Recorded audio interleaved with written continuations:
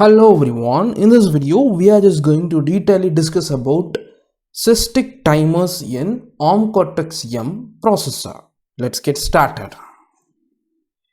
So this particular Systick timer or system tick timer, whatever it is called as, is doped inside the ARM Cortex-M hardware. So this particular timer is available inside the ARM Cortex-M and not particularly in the microcontroller which manufactures the ARM Cortex-M based microcontroller. So this comes along with the ARM Cortex-M. So this is the peripheral of the ARM Cortex-M processor. So we can utilize this particular Systick or system timer of ARM Cortex-M for generating periodic accurate time interval interrupts. For example, we can take several examples like if you want to generate accurate time delays in your program without the help of any timer peripherals of the microcontroller, you can use this particular Systick timer of the ARM Cortex-M. Or if you want to periodically monitor any peripherals of the microcontroller, let's say to be GPIO or UART or any other peripherals periodically with accurate time intervals, you can use this Systick timers. So like this, the application of Systick varies depending on the user requirement. So you can clearly see from the block diagram, the Systick timer or the system timer of the ARM Cortex generates interrupts and it will be fed to the NVIC, that is the nested vector interrupt controller of the ARM Cortex-M processor. And further, this nested vector interrupt controller interrupts the processor core and the interrupt function or the ISR function will be executed. So as usual, the interrupt subroutine will be executed whenever the NVIC of the processor interrupts the processor core. So similarly, all the peripherals also which is generating interrupts will be feeding the interrupts to the NVIC, that is the nested vector interrupt controller. So this is common. The nested vector interrupt controller is common for all the interrupts. It is useful for generating interrupts and interrupting the processor in normal operation. So whether it is a GPIO based external interrupt or any other peripheral based interrupts like UART interrupt, UART reception interrupt or UART transmission interrupt or the system timer interrupt or Systick interrupt, it will be feeding the interrupt only through this nested vector interrupt controller, that is the NVIC. The processor will be interrupted through it.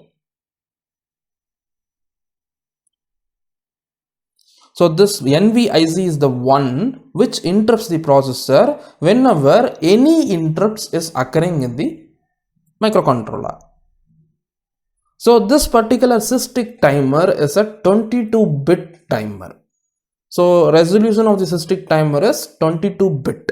Starting from bit 0, it will be having values till bit 23. And it is a downward counting timer. So maximum value will be 2 to the power 23 and it will be counting from that particular 2 to the power 23 value till the value 0. And it runs on the system frequency, whether the frequency of the processor is 16 MHz or 240 MHz, etc. This particular Systick timer runs on the frequency of the processor, the actual frequency of the processor. And it is capable of generating time delays in seconds, milliseconds and microseconds. And let us discuss in detail about the functionality of Systick interrupt or system timer interrupt. And let us take the value of the Systick loaded to be 255. So for example, let's consider that the system timer is loaded with the initial value of 255. So here what happens is, as I mentioned, this particular Systick timer is a downward counting timer. So it starts counting from the value 255. So let's take this as the load value.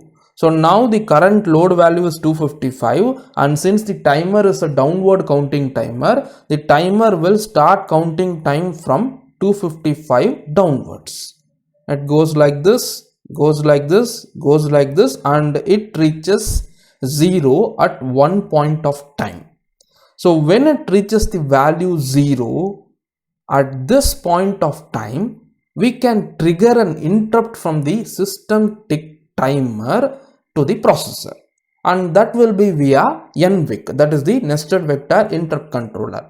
So whenever the timer value of Systick timer reaches 0 from a preloaded load value, let's take it 255 in this case, the interrupt will be generated from Systick timer of ARM Cortex M processor, and it will be interrupting the processor.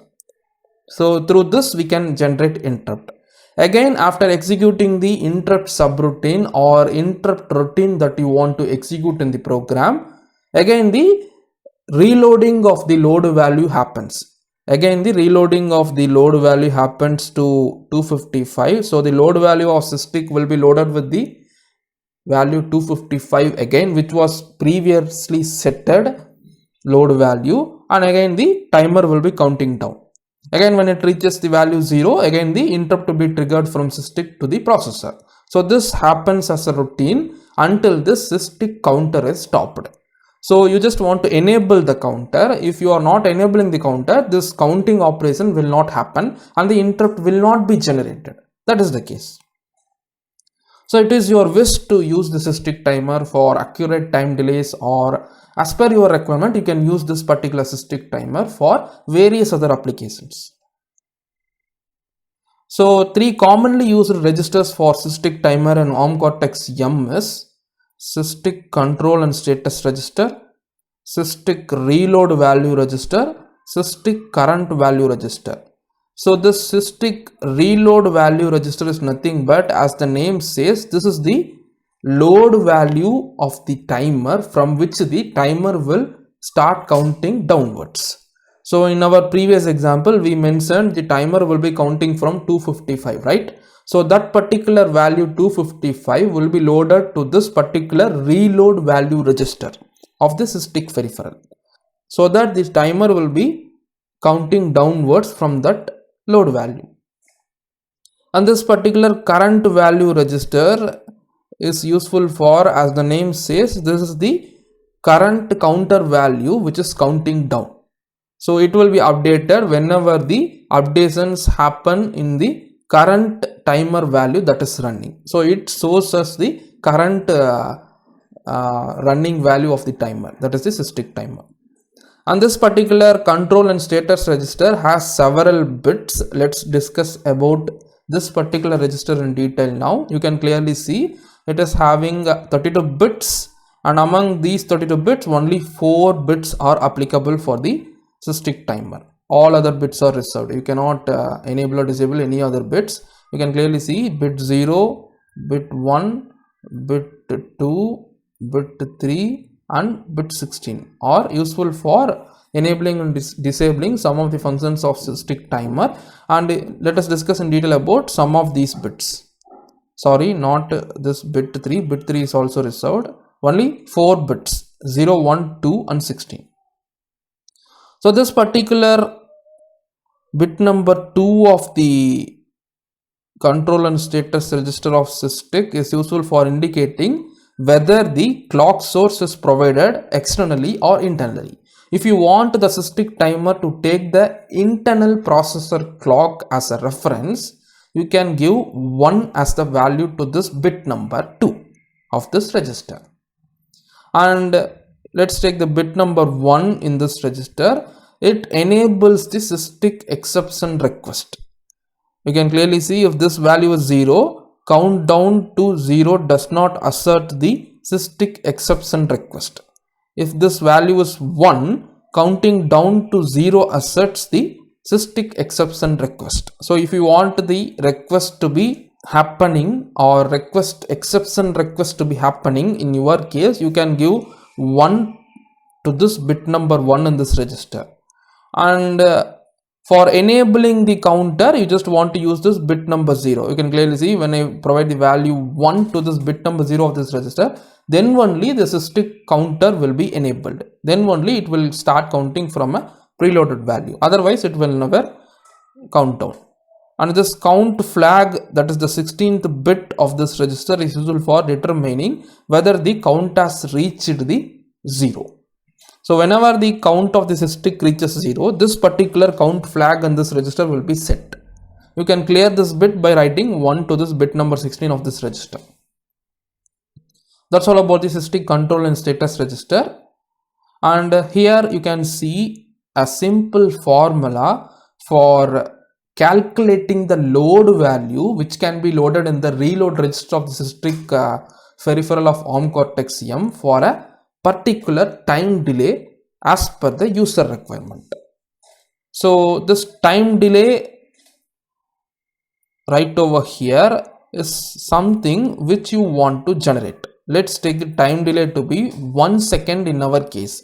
So I want the Systick to interrupt the processor for every 1 second. So I will be loading this particular time delay parameter in this formula to be 1.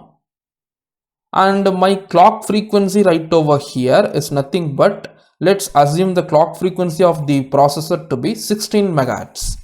So when I substitute these two values, you can clearly see 1 divided by 1 divided by 16 megahertz will provide me this particular value, that is nothing but 16000000. So this is the value that I want to load to the reload register for producing interrupt for every 1 second in the processor with the help of Systick Timer. So when I produce this particular value, that is nothing but 1 crore 60 lakh as the load value for this particular timer, when the processor is running at 16 megahertz, the Systick Timer will be interrupting the processor for every 1 second. So using this load value, you can just generate interrupt using Systick in our ARM Cortex M for every 1 second accurately. So like this, you can use this particular formula for calculating and arriving the time delay that you want. And in the next video, we will be demonstrating the Systick Timer for generating accurate time delay interrupts in our ARM Cortex M processor. I hope you understood what are Systick timers and how it is functioning and how to calculate the load value for Systick Timer of ARM Cortex M in this video. See you in the next video. Thanks for watching.